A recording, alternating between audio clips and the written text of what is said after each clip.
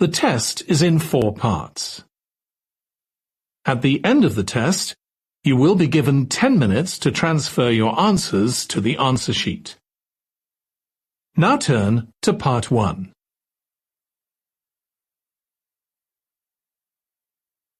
Part 1. You will hear a man called Tim and a woman called Laura discussing preparations for their holiday. First, you have some time to look at questions 1 to 6.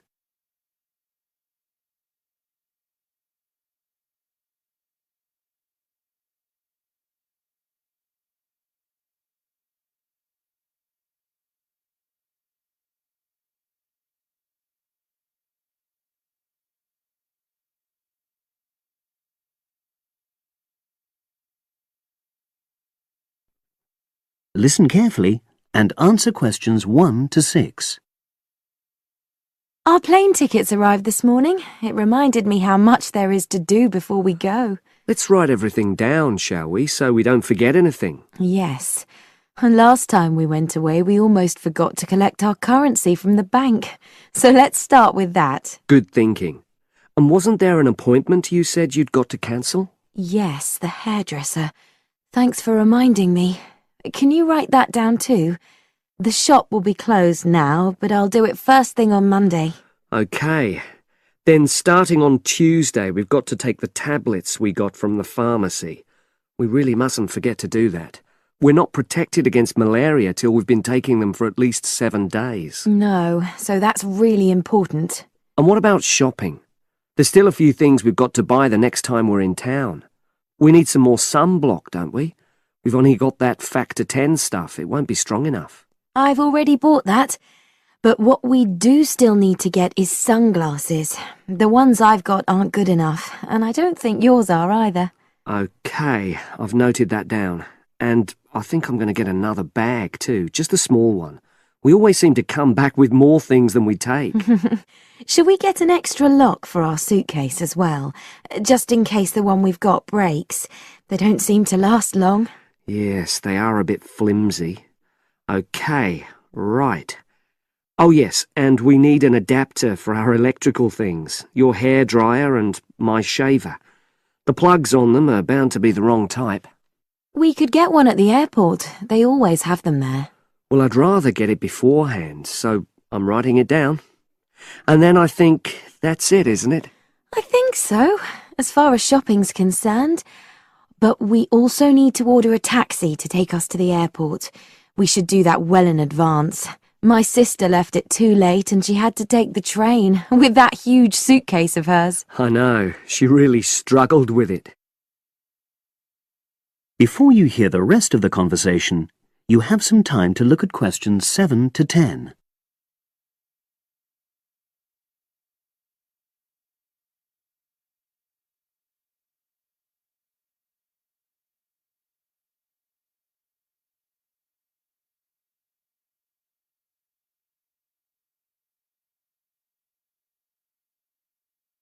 Now listen and answer questions 7 to 10. Now let's see. Your mother said she'd come in regularly while we're away, so what do we want her to do? I'll write some instructions and we can give them to her tomorrow. Good idea. Well, the cat's the main thing. OK. Feed the cat. We ought to leave her the vet's details as well, just in case there's a problem. Yes. Have you got them handy? Hang on, I'm just looking. Yes, his name's Colin Jeffrey. Is that spelt with a G? Actually, it's Jeffrey. Quite an unusual spelling, isn't it? And his number? 077 594 128. It's a mobile. OK. And you should write down where it is. It's 4th Street, not sure what number, but it's next to the bus stop, isn't it? That's not a very good landmark, but it's on the other side of the road to the church, so I'll tell her that. Let's hope she won't need a vet anyway. Yes. Right, apart from that, there are the plants to water. Ask her to make sure they don't dry out. Oh, yes, And I've already mentioned the problem with the boiler, and your mum said she'd come round to meet the heating engineer and let him in. Yes, it's a lot for her to do, but we really need to get the problem sorted out. And the earliest date I could get an appointment was April the 30th. Isn't it the day after we go? Yes, we leave on the 29th, and she'll have to hang around till the job's finished. Oh, well, she won't mind, I'm sure. She likes helping people out. Yes, she does. OK. That's it then, I think. Unless you can think of anything else. Not at the moment. Leave the list there and I'll add to it. That is the end of part 1. You now have 1 minute to check your answers to part 1.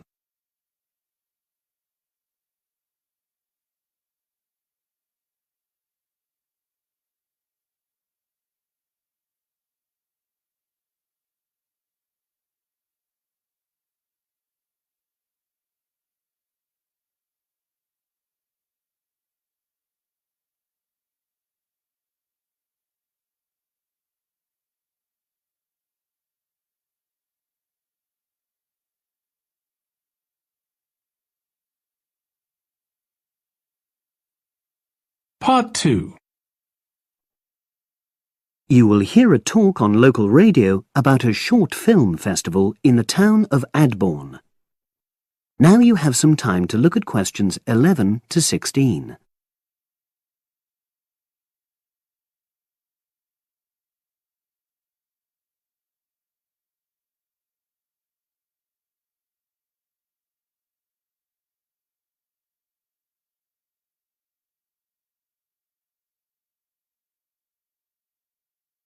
Now listen and answer questions 11 to 16. Today we're pleased to have on the show Fatima Johnson, who is the organiser of the Adbourne Film Festival. Welcome, Fatima. Hello. Can you tell us a bit about the background to the festival and what it brings to the town? Well, the festival was started in 1996 by the then Mayor of Adbourne, Joanne Smith. She wasn't a filmmaker herself. She'd actually been a very energetic tourism development officer for many years. But Adbourne had run a classical music festival, which had been becoming less and less popular in recent years. Joanne was looking around for something to replace it, and to use funds allocated to it to promote something which local people can enjoy. Great. So tell us about the festival nowadays. Well, it's held in the last 2 weeks of August every year, and short films from all over the world are shown in 3 places, in the theatre and our 2 cinemas. Several films are shown in 1 performance, and the whole thing lasts about 90 minutes. Tickets are very reasonably priced.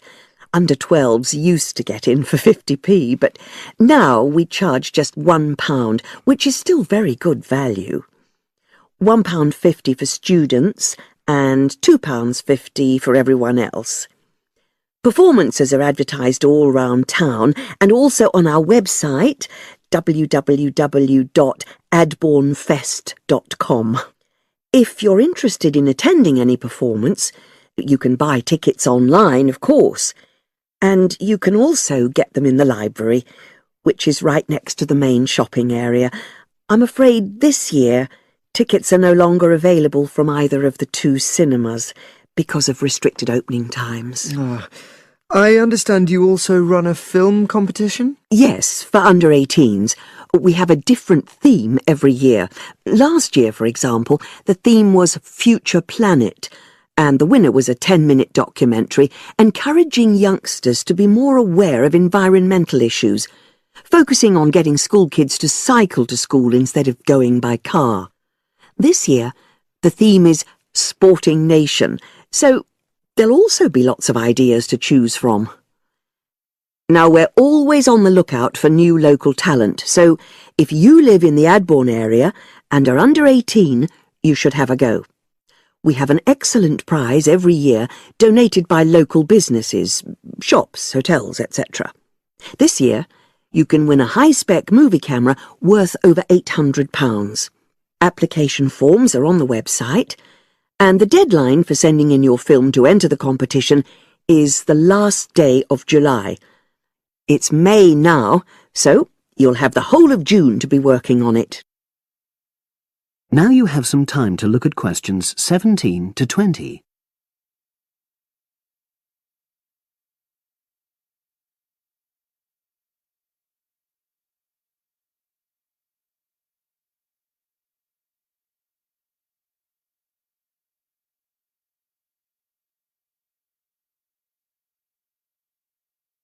Now listen and answer questions 17 to 20.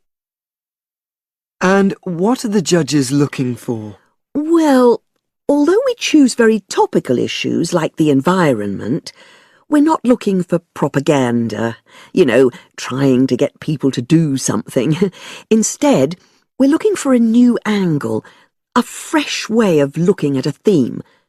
And of course, because it's a short film festival, it's not really about a fully worked story with well-rounded characters. It's more about good photography, conveying things visually. And who judges the films? A panel of 3 people who know a lot about film. We've used the same judges for many years, and we're very happy with their expertise. One thing we probably will change next year, though, is we want to add another class and another prize for older filmmakers. We'll keep it at a maximum of 10 minutes, though. The length works well for our festival. We also want to use different venues for the film shows, such as community centres and at least one school. It might make performances more accessible to a wider audience. We did explore the possibility of having late-night showings, but that's unlikely to happen in the coming year. So, as I say, if anyone's interested in submitting a film for our competition, go onto our website and you'll be able to access everything. That is the end of part 2. You now have 30 seconds to check your answers to part 2.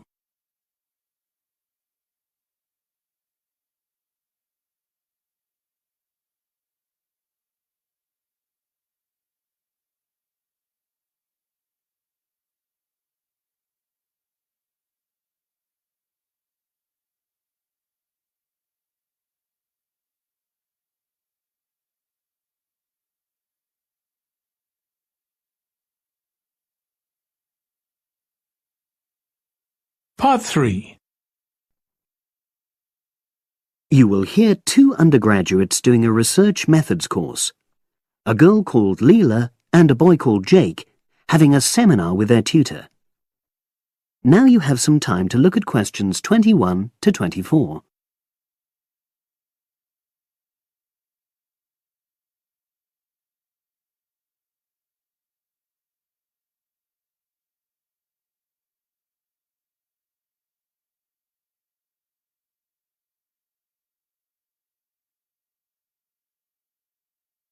Now listen and answer questions 21 to 24.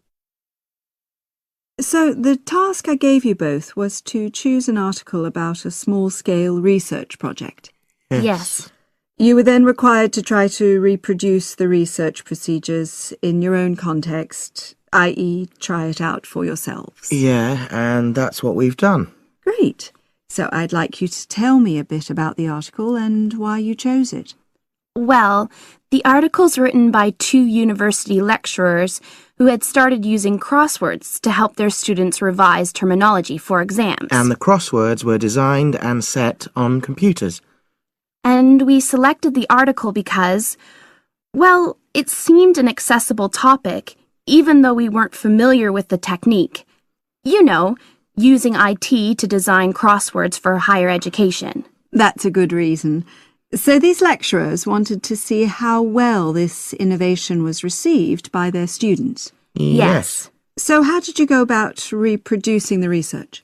Well, we drew up a list of terms from one of our own modules and designed a crossword for revising these terms. Then we asked our classmates to try out the crossword and give us feedback, their opinions on how they felt about using the technique. Was it easy to find participants? It wasn't easy at first, but then we convinced them that by taking part in the research, they were actually benefiting themselves by preparing for an exam which is coming up later this term. And it worked. Good. So how did you find out what the students thought about doing the crosswords? A questionnaire. The original article used a 2-page long questionnaire. There were lots of excellent questions on it, but the whole section on difficulties using IT is now obsolete. Old-fashioned even though it had only been written a couple of years ago. So you designed a shorter version? Yeah. Then we sent it to the 40 students by email and got 28 replies. I was taken aback by the fact that everybody we talked to thought this was a good return. I mean, the responses were well written. People had taken a lot of care, but I was really disappointed with the low numbers. Yes, an important lesson to learn for an apprentice researcher. Yeah. Now you have some time to look at questions 25 to 30.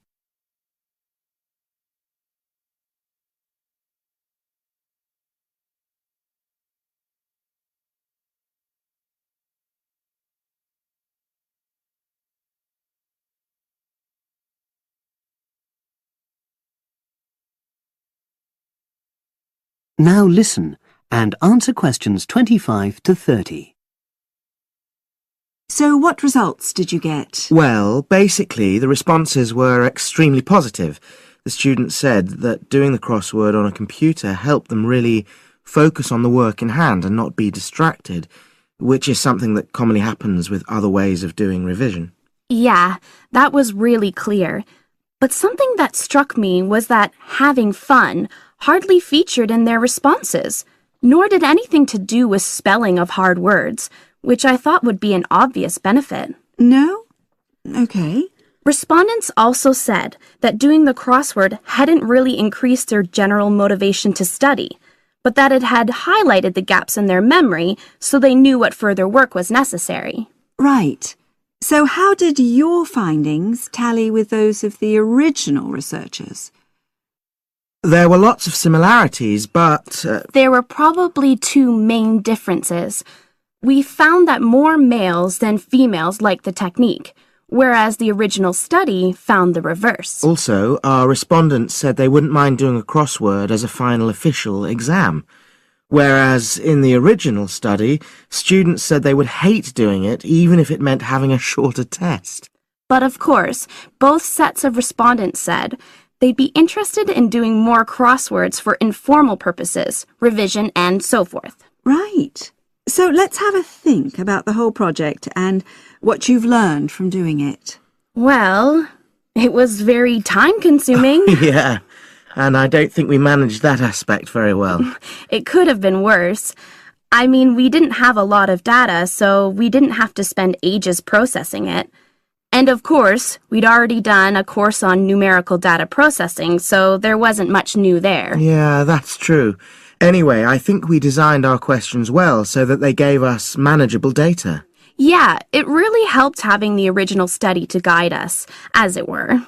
And that helped us to see what a good research instrument is. What a good questionnaire should be like. Absolutely. We got a lot from that. But when we were writing up the project, I'm not sure whether we'll know how to acknowledge the work of the original study. Our referencing. No, that's something we'll both have to work on in the future. Actually, that part's been great. Finding ways to share and support another person. That's the real plus from the project, learning ways to do that. Well, it's obviously been very successful. That is the end of part 3. You now have 30 seconds to check your answers to part 3.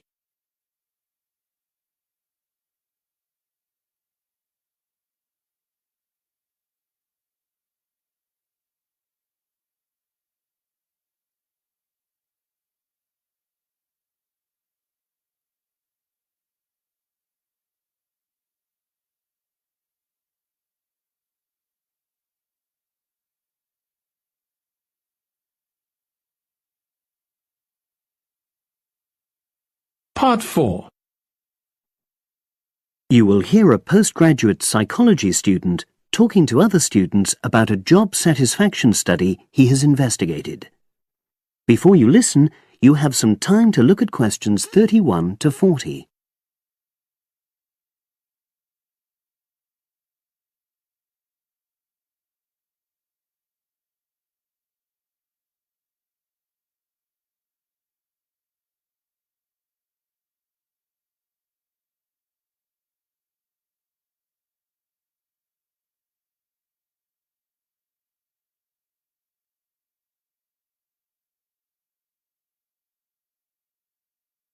Now listen and answer questions 31 to 40. Good morning, everyone. For my presentation today, I'm going to report on an assignment that I did recently. My brief was to analyze the methods used in a small study about job satisfaction, and then to make recommendations for future studies of a similar kind. The study that I looked at had investigated the relationship between differences in gender and differences in working hours and levels of job satisfaction amongst workers. For this purpose, employees at a call center had been asked to complete a questionnaire about their work. I'll summarize the findings of that study briefly now.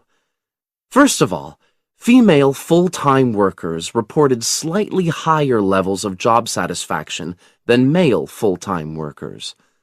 Secondly, female part-time workers reported slightly higher levels of satisfaction than female full-time ones did. On the other hand, male part-time workers experienced slightly less job satisfaction than male full-time workers. But although these results seemed interesting and capable of being explained, perhaps the most important thing to mention here is that in statistical terms, they were inconclusive. Personally, I was surprised that the findings hadn't been more definite, because I would have expected to find that men and women, as well as full and part-time workers, would experience different levels of satisfaction. So I then looked more carefully at the methodology employed by the researchers to see where there may have been problems. This is what I found. First of all, the size of the sample was probably too small. The overall total of workers who took part in the survey was 223, which sounds quite a lot, but they had to be divided up into subgroups. Also, the numbers in the different subgroups were unequal. For example, there were 154 workers in the full-time group, but only 69 in the part-time group. And amongst this part-time group, only 10 were male, compared to 59 who were female. Secondly, although quite a large number of people had been asked to take part in the survey, the response was disappointingly low. A lot of them just ignored the invitation. And workers who did respond may have differed in important respects from those who didn't. Thirdly, as the questionnaires had been posted to the call center for distribution, the researchers had had very limited control over the conditions in which participants completed them. For instance, their responses to questions may have been influenced by the views of their colleagues. All these problems may have biased the results. In the last part of my assignment, I made recommendations for a similar study, attempting to remove the problems that I've just mentioned. Firstly, a much larger sample should be targeted, and care should be taken to ensure that equal numbers of both genders and both full and part-time workers are surveyed. Secondly, the researchers should ensure that they are present to administer the questionnaires to the workers themselves. And should they require the workers to complete the questionnaire under supervised conditions so that the possibility of influence from other colleagues is eliminated. Finally, as workers may be unwilling to provide details of their job satisfaction when they are on work premises, it's important that the researchers reassure them that their responses will remain confidential, and also that they have the right to withdraw from the study at any time if they want to. By taking measures like these, the reliability of the responses to the questionnaires is likely to be increased, and any comparisons that are made are likely to be more valid. So, that was a summary of my assignment. Does anyone have any questions? That is the end of Part 4. You now have 1 minute to check your answers to Part 4.